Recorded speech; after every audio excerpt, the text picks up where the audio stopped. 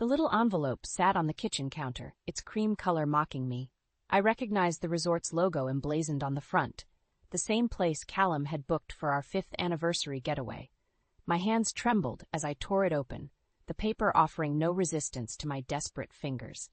I scanned the contents, my stomach dropping with each word I read. A romantic riverside bungalow, candlelight dinner, couples massage, all for 2 nights over our upcoming 10th anniversary weekend.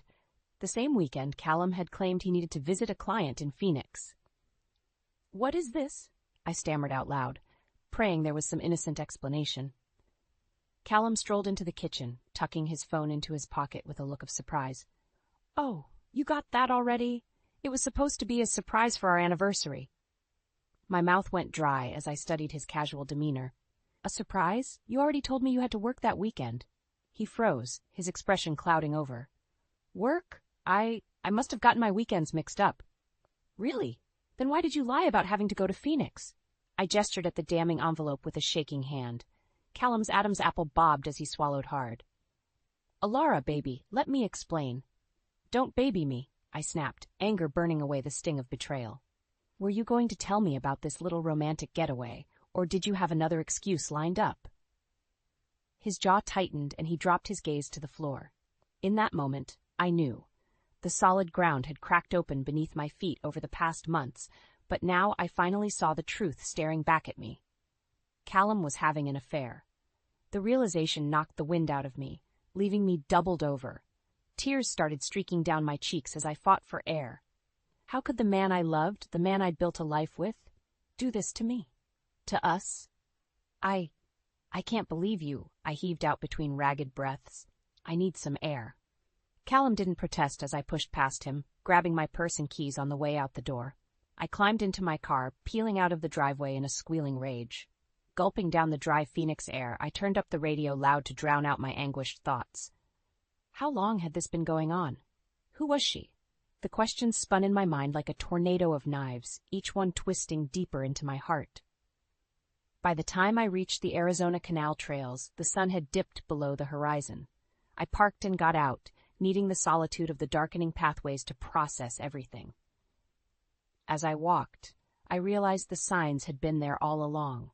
His long nights at the office, his emotional distance, that strange charge on our credit card statement in Nevada. I spent the next few weeks in a fog, my mind replaying that awful night over and over.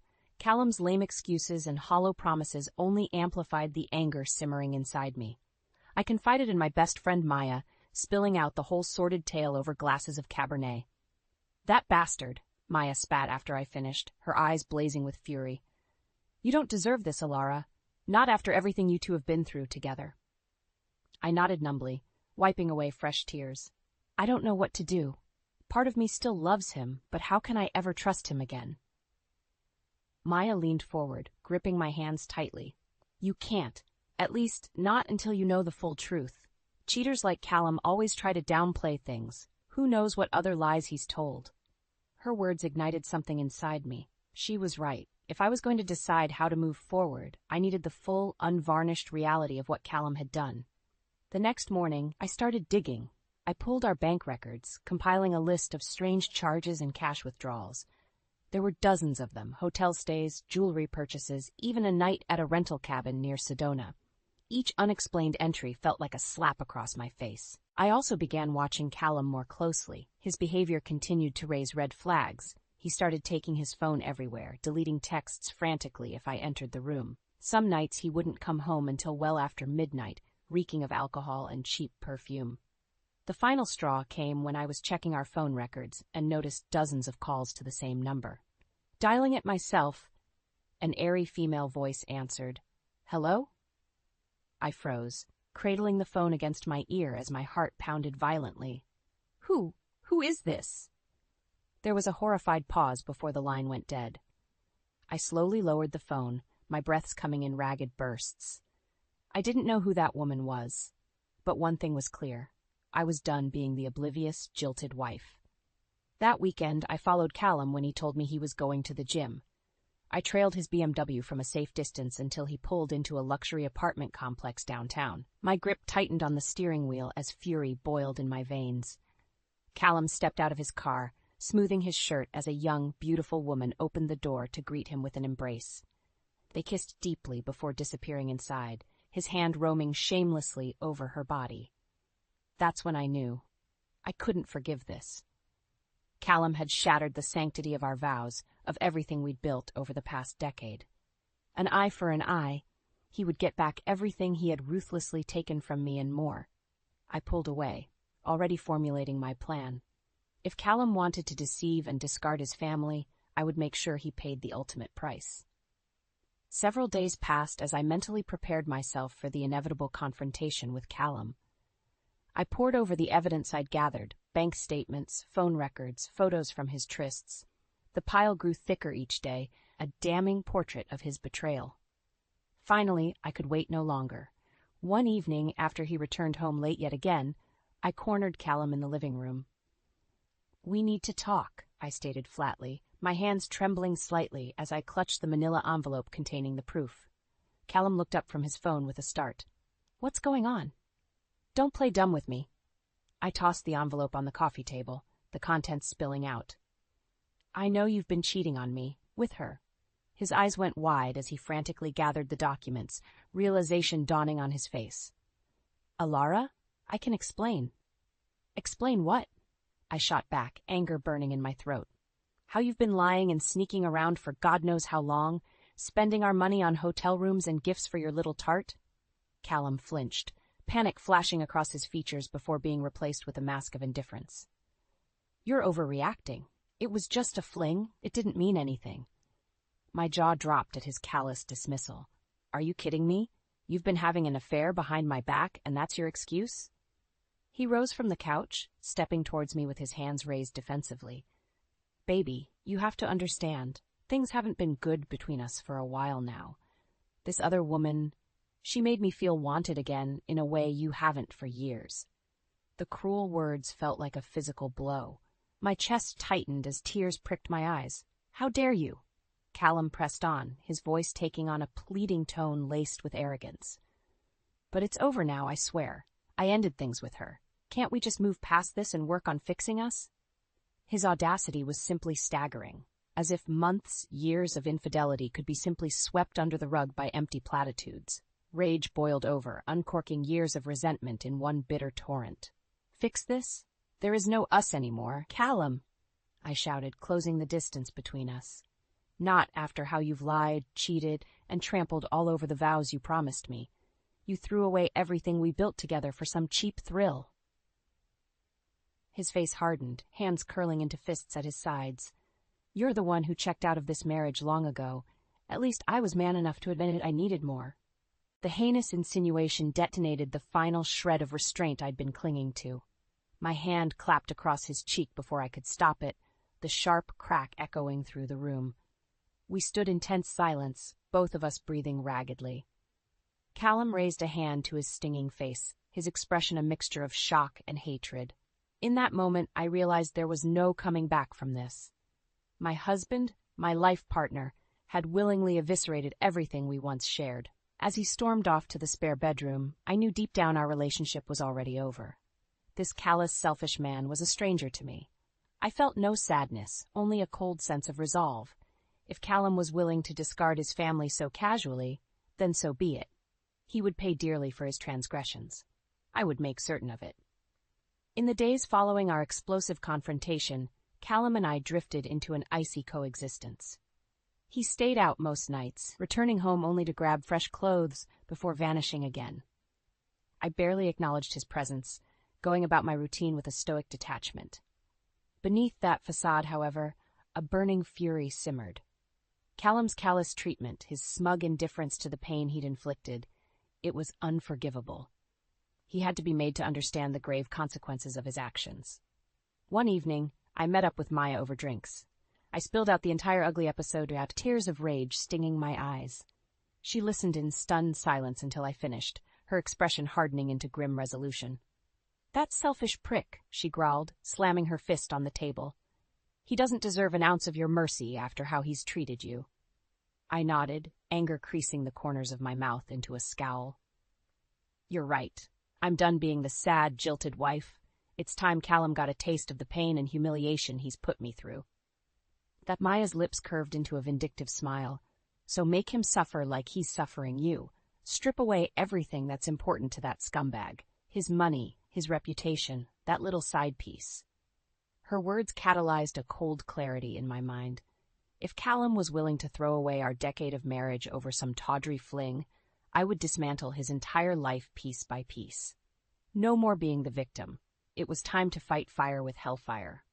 Over the next few weeks, I began methodically gathering ammunition for my counterattack.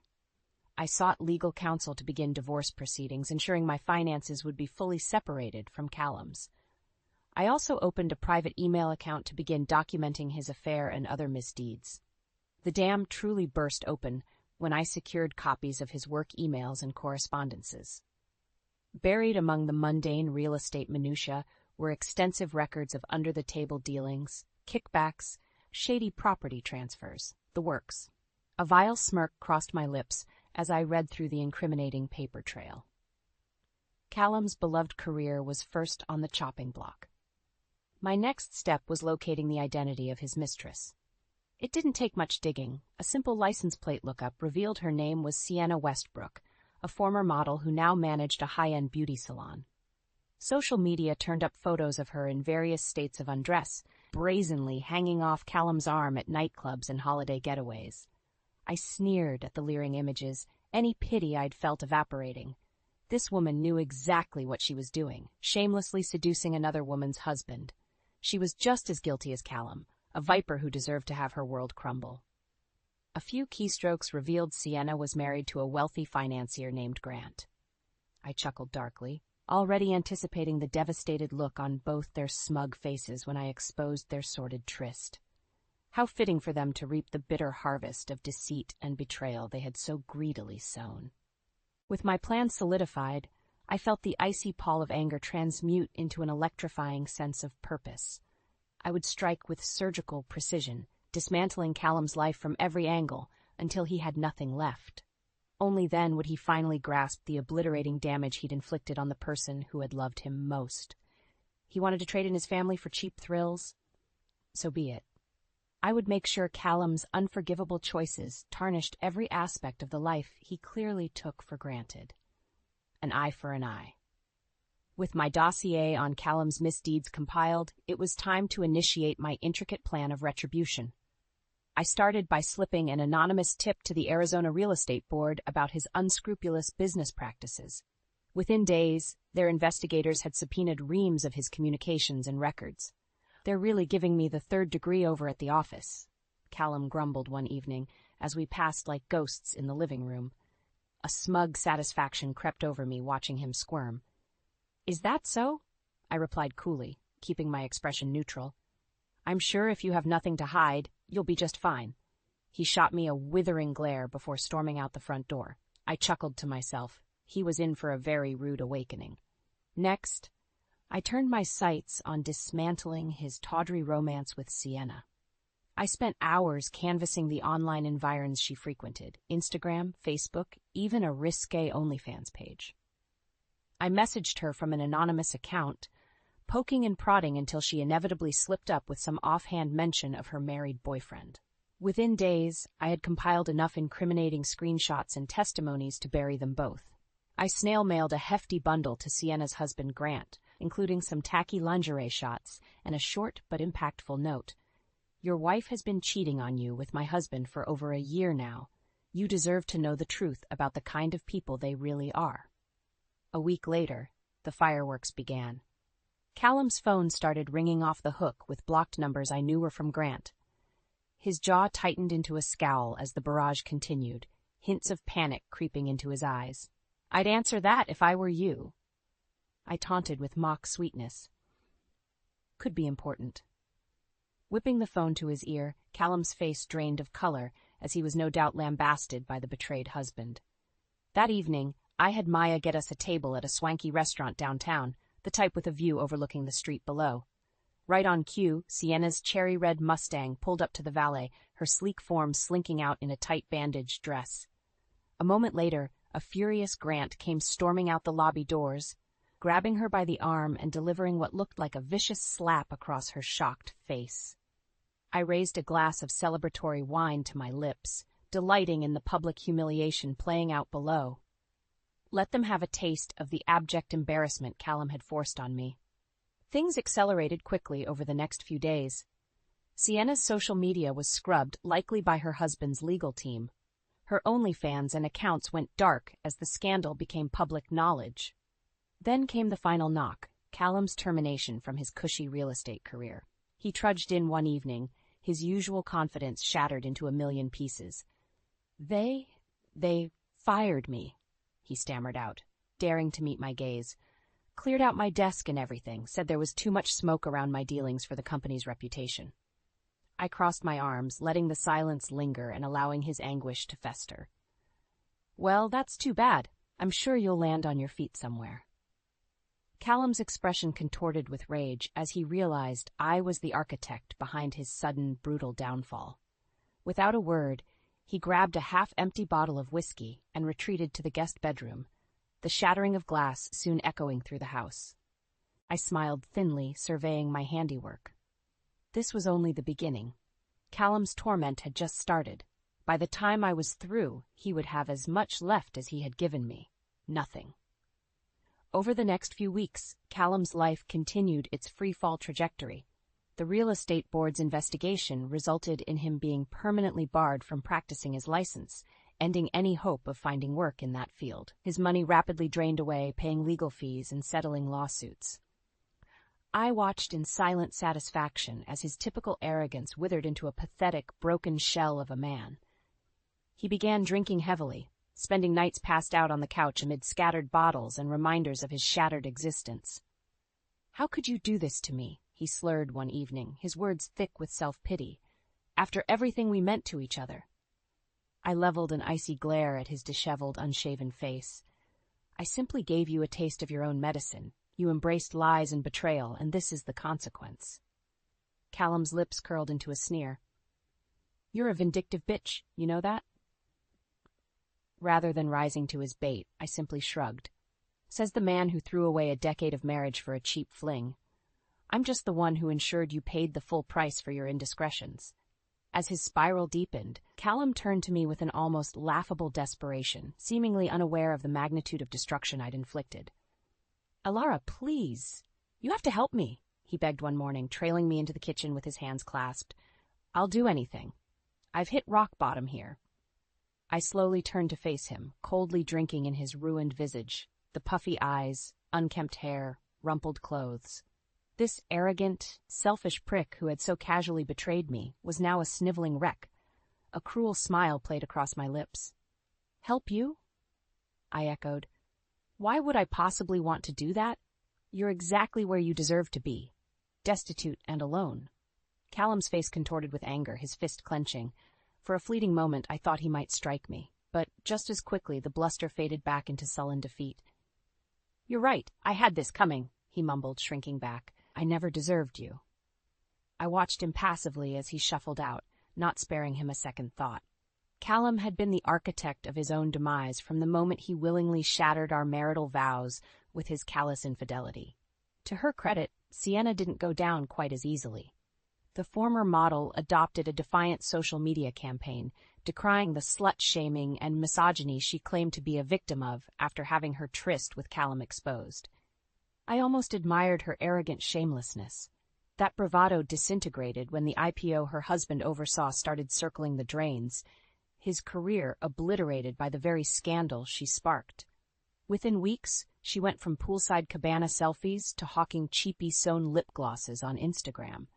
Her famous assets couldn't even save her the ultimate indignity. A salacious video surfaced of Grant berating Sienna before their bewildered staff, calling her a whore and homewrecker before flinging her belongings onto the driveway. Her humiliation was total and inescapable. Throughout it all, I remained the intentionally invisible puppet master, never publicly acknowledging my role in orchestrating the spectacular ruinings of Callum and Sienna's lives. Let them writhe amid the chaos and destruction they had brought upon themselves. As the weeks dragged on, Callum became little more than a haunting specter in what had once been our home. The lights remained off for days, the shades drawn against the harsh sun. My once vibrant, confident husband had degenerated into a husk. I watched him disappear inside himself, partaking only in the basic routines required to remain nominally functional. His life was effectively over, just as he had discarded ours for his selfish desires. With a graphic designer's appreciation for delicious irony, I marveled at how Callum had become the living embodiment of karma itself, consumed from the inside out by his own arrogance, betrayal, and misdeeds. Justice had finally found him. As Callum's life continued crumbling around him, a part of me still couldn't quite believe how far my vengeance had taken us. There was a time when I thought his infidelity would break me, that I'd be the one left shattered. Instead, I had become the brutally efficient architect of his undoing. Still, I knew there were a few remaining threads to sever before I could finally disentangle myself once and for all. The longest outstanding issue remained the official dissolution of our marriage. One evening, while Callum nursed a glass of bottom-shelf whiskey, I dropped a manila envelope on the coffee table in front of him with a dull thud. He stared at it blearily for a long moment before finally meeting my gaze. "What's this?" he asked, a hoarse croak. "Divorce papers," I stated flatly. "I'm filing for divorce on grounds of infidelity and abandonment. Given everything that's happened, I didn't think you'd put up much of a fight." Callum's brow furrowed as he rifled through the stack of documents with a trembling hand. A hollow, haunted look filled his eyes as realization set in. This was truly the end of everything we'd built together over the past decade. Any faint sliver of hope he'd harbored was finally extinguished. "You're really doing this," he murmured, more to himself than me. "Christ, Alara, when did everything go so wrong between us?" I felt a pang of something, sadness, perhaps remorse, before instantly quashing it like an insect underfoot. "When you decided your vows, your commitment to me, no longer meant anything. That's when our marriage died." Callum opened his mouth to reply, but seemed to think better of it. We both knew there was no justification, no excuse that could make what he'd done right. His utter silence was admission of that fact. Just sign the papers, and let's make this as clean as we can," I continued curtly. "You've put me through enough torture already." With a resigned nod, Callum scrawled his name across the thick stack of documents with a finality that reverberated through me like a shockwave. It was done. A decade of partnership, experiences and memories unceremoniously dissolved on a few sheets of ink and pulp. "There," he mumbled, tossing the pen aside. "After everything I've put you through, I don't blame you for wanting out, not one bit." Something in his deflated tone triggered a wellspring of anger and resentment I didn't realize I'd been suppressing. Before I could stop myself, the words came tumbling out in a torrent. "You're damn right you don't," I spat. "Did you really think there wouldn't be consequences for how despicably you treated me? That you could have your sexy little fling on the side while keeping me as your doting, oblivious wife at home?" Callum shrank back, his expression twisting in remorse. "Alara, No," I snapped, feeling years of hurt and rage rushing to the surface. "You don't get to make this all about your guilt or regret. You want to know what the hardest part of your betrayal was?" He stared back at me, my words rendering him uncharacteristically mute. "It was the harsh truth your actions revealed about the person I thought you were," I continued, my voice dripping with disdain. "The man I loved, the man I shared a life with, that person was a lie. You were just another selfish, entitled prick all along." I could see the impact of each lash landing, Callum visibly wilting under the weight of his misdeeds being thrown back in his face. Good. He deserved to feel the pain he dished out tenfold. "So yeah, I made sure you got exactly what you deserved," I hissed. "I systematically burned your life to the ground just like you did to our marriage. Maybe next time you'll think twice about carelessly betraying the person who loved you most." Leaving Callum shaken and hollowed out on the couch, I snatched up the signed divorce papers and stormed out. With those documents, the last legal tether keeping us bound was finally severed. He was out of my life for good. As I climbed into my car, the night air washing over me, an overwhelming sense of release washed over me. The crushing emotional weight I'd been carrying for so long finally sloughed off like a heavy overcoat. My plan for vengeance had been executed flawlessly, and I could finally begin moving forward untethered by the ghosts of my failed marriage. Callum got what he deserved. Now, at long last, it was time for me to start living again. With Callum officially extricated from my life, I felt an enormous weight lift off my shoulders. The divorce had been finalized, severing any remaining legal ties between us. He could no longer leech off me emotionally or financially. Despite the vindictive satisfaction I derived from orchestrating his downfall, I knew dwelling on Callum's betrayal any longer would only poison me further. It was time to refocus my energy inward on myself and charting a fresh path forward. I channeled my efforts into work, attacking new graphic design projects with a zeal that impressed even my most demanding clients. Staying busy kept my mind from drifting to darker places. The validation of creating something tangible, something I could point to as my own, helped restore my shaken sense of self-worth. In my downtime, I reconnected with Maya and other friends I'd drifted away from as my marriage slowly disintegrated. I realized how much I had deprived myself of their caring company and counsel during my increasingly isolated existence with Callum. "You've got your sly smile back," has Maya observed with a grin one evening as we split a bottle of crisp Sauvignon Blanc over Turkish mezzis. "I'm glad that asshole's negative energy isn't weighing on you anymore." I gave an acknowledging nod, feeling a contented warmth wash over me. "You were right. Once I stopped being a victim and took control, I got my power back. Funny how that works, isn't it?" Maya raised her glass with a wry smirk. "To the new independent you, may you only go from strength to strength from here." "I'll drink to that," I agreed, clinking my glass against hers. With each passing week, I felt more grounded and secure in my new reality. The betrayal pangs faded, replaced with a sense of hard-earned wisdom. While Callum's affair had nearly broken me at first, in the end it had shattered the rose-tinted lenses through which I'd viewed our relationship. The cold truth was, he had never been the upstanding man worthy of my faith that I believed. Once I'd peeled away that comfortable illusion, it became easier to accept the relationship for the unhealthy, toxic pairing it truly was. I had simply outgrown Callum and the stunted life we had built together long ago. In many ways, his infidelity had been a painful but necessary wake-up call, freeing me to pursue my own path. I took pride in the gutsy way I'd faced his transgressions head-on rather than wallow in impotent hurt. I had reclaimed my voice, my identity, my future. The hits also kept on coming for Callum in the months that followed. His money drained away, attorneys stripping him of any remaining assets. It wasn't long before he was forced to downgrade to a dingy, roach-infested apartment near the bad part of town. I couldn't help but smirk, knowing he was experiencing just a fraction of the humiliation and rock bottom he'd forced upon me. He called me one night in a drunken desperation, pleading for help to get back on his feet. "Please, Alara, I'm at the end of my rope here," he slurred over the janky line. "I'm a broken man. You have to throw me a lifeline for old time's sake." I stared at the phone for a long moment, reminiscing over our fractured history.